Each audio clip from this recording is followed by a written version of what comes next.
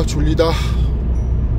이렇게 차가 없는 밤거리를 달리잖아요. 그러면 아 유난히 우리 애들이 보고 싶어. 며칠 전부터 더 유난히 더 보고 싶은 것 같아요. 안 본 지 한참 되긴 했는데 유난히 우리 막내가 특히 더 보고 싶고, 도윤이도 그렇고 기우도 그렇고 희우도 그렇고, 야간에 혼자 이렇게 차도 없고 혼자 달리면 진짜 애들이 많이 보고 싶고 가족들이 많이 보고 싶을 때 많아요. 아직 우리 애들이 어려서 속을 썩이지 않아서 그런지 몰라도 애들이 보고 싶을 때 많죠. 아마 저 말고도 야간 운행하시는 분들 다 그럴 거예요.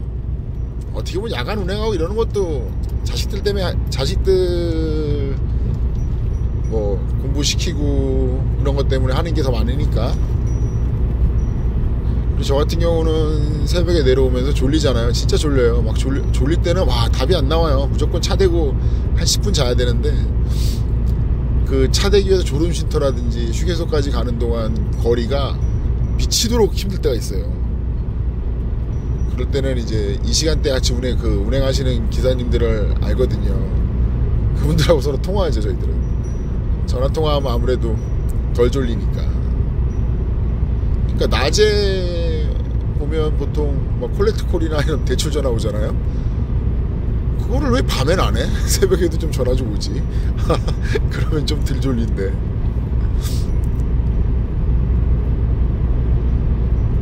이번 주가 놀토가 걸렸는데 이번 주는 어떻게 될지 모르겠네요. 집에 갈 수 있을지 없을지. 일이 있으면 일을 또 해야 되니까.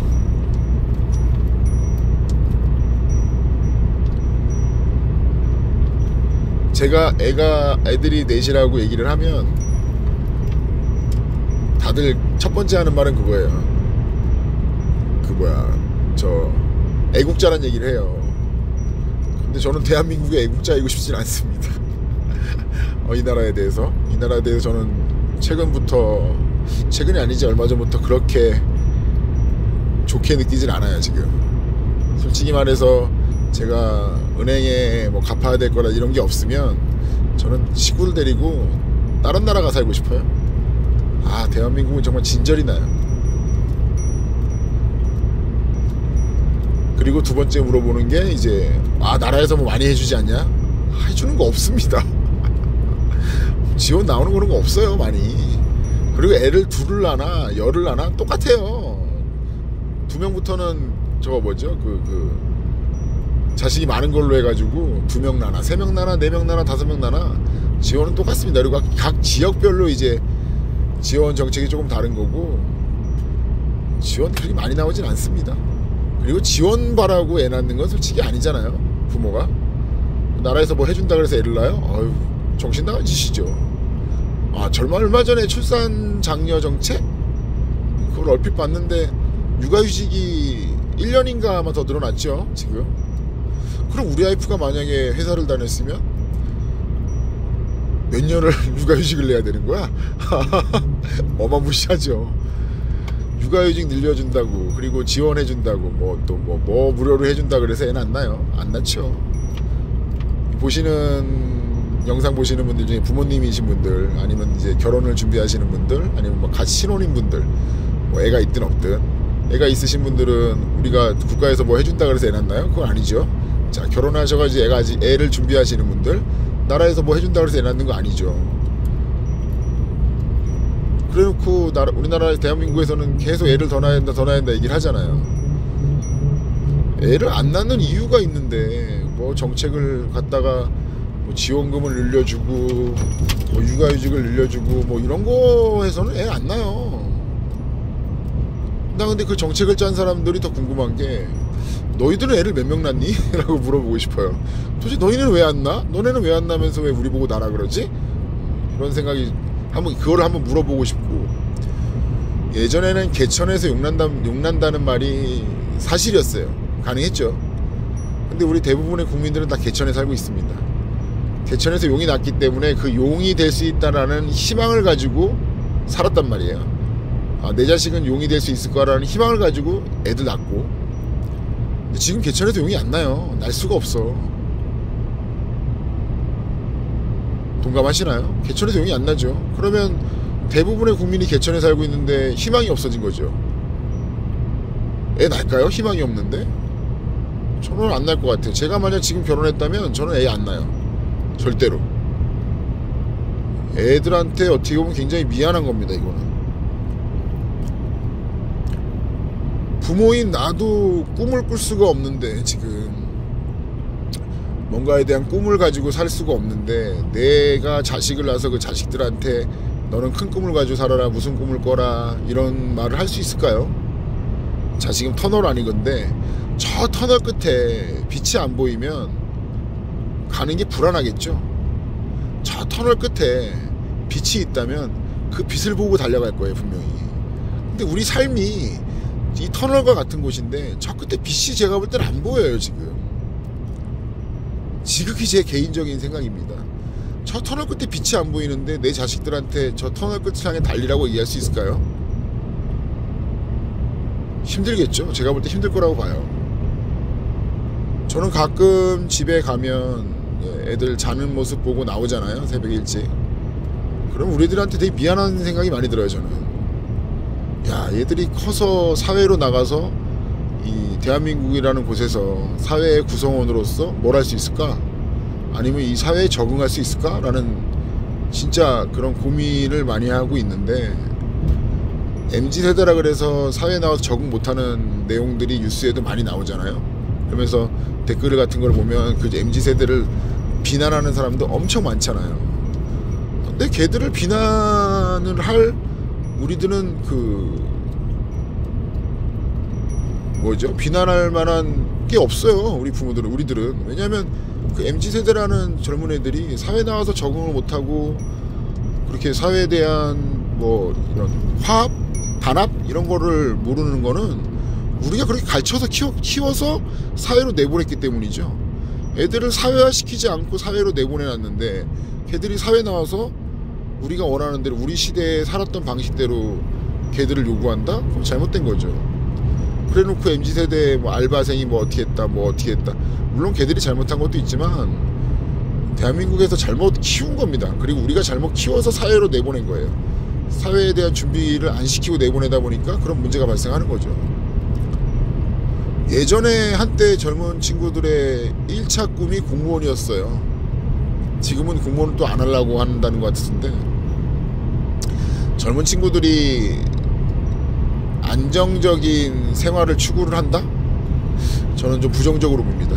젊었을 때는요, 내가 아직 가정이 없고 나 호른 단신일 때는 도전해야 되는데, 도전을 안 하고 안주하는 삶을 산다?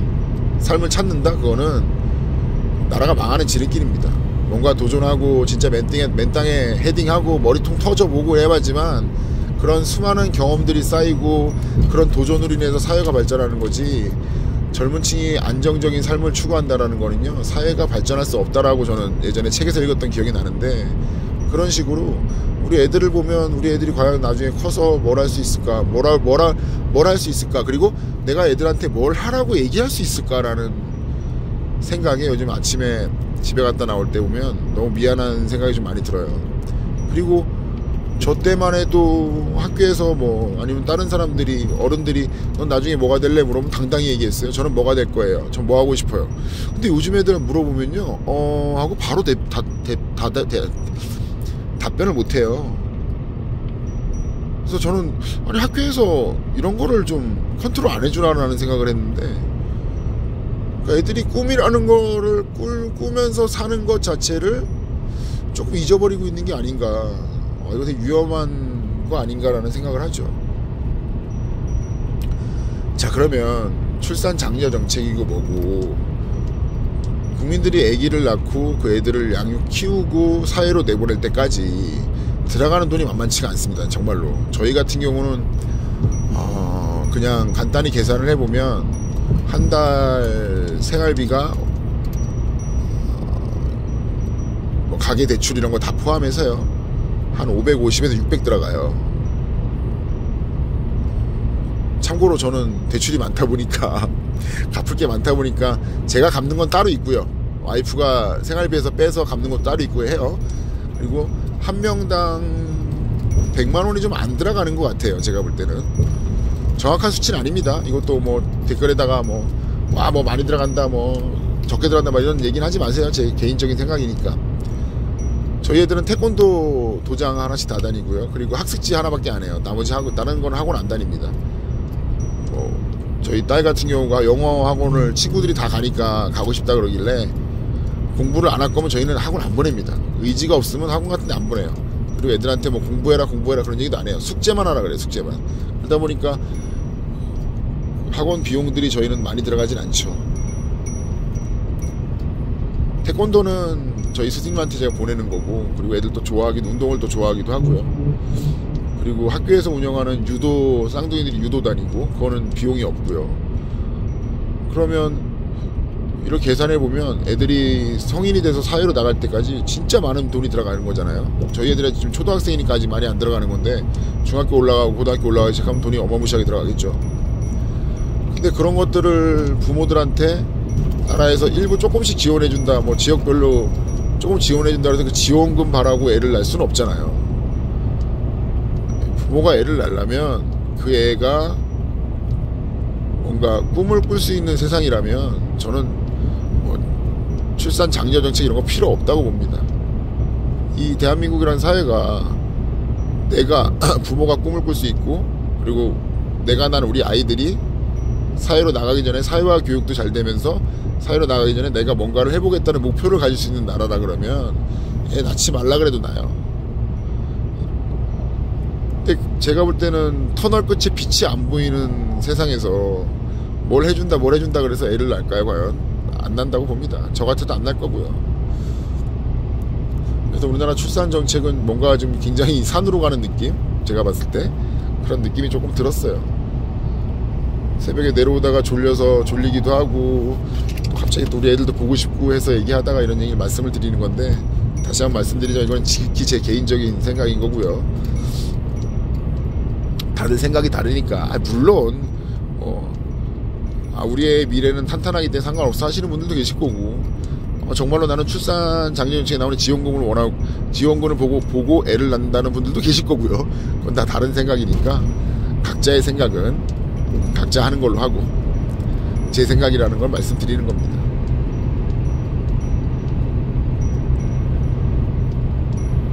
근데 요즘 같은 경우는 더 답답하죠. 점점 경기는 또 안 좋아지고, 저희처럼 이렇게 화물하는 사람들 같은 경우는 뭐 거의 일이 지금 거의 바닥을 치고 있죠. 단가는 말하기도 싫을 정도예요. 개박살 났죠 지금.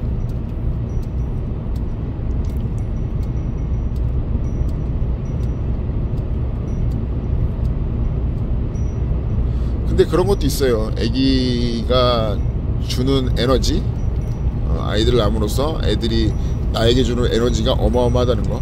하루 종일 이렇게 피곤함에 쪄들었다가 전화통화하면서 우리 막내가 아빠 사랑해요 이 한마디가 나를 다시 완충시켜주는 그 어떤 거라도 비교할 수 없는 그런 엄청난 에너지가 있는 건 사실이죠. 근데 우리 애들이 나중에 커서 내 에너지를 다시 가져갈지는 모르겠지만 현재로서는 그렇죠. 아기가 주는, 부모에게 주는, 그리고 이 사회에다가 발산하는 엄청난 에너지가, 그거는 돈으로도 환산할 수 없는 그런 에너지가 있긴 하지만, 지금 현실로 봤을 때는 지금 우리나라 출산 장려 정책 가지고는 아이를 더 낳고 할 수가 없다라는 생각을 하기 때문에 이런 말씀을 드리는 거고요. 장평 다 왔네. 장평이란다. 평창 아이씨 들어오네 이제. 조금 더 이 사회가 조금 아주 희미하더라도 그 불빛을 조금이라도 볼 수 있는 좀 사회로 좀 바뀌었으면 좋겠어요. 그래서 그 희망이라는, 그리고 목표라는 걸 가지고 좀 살 수 있는 하루하루, 그렇지 않다면 인구수는 더 줄지 않을까, 저는 개인적으로 그런 생각을 합니다.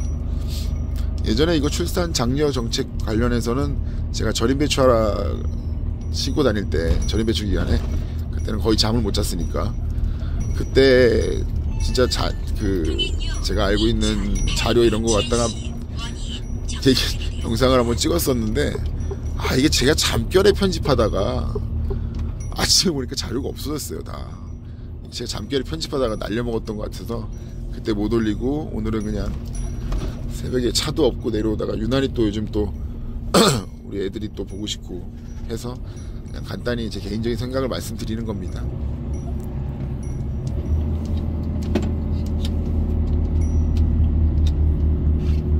자, 그러면 마지막 짐을 내리고 전 가서 유통센터도 들어가야죠.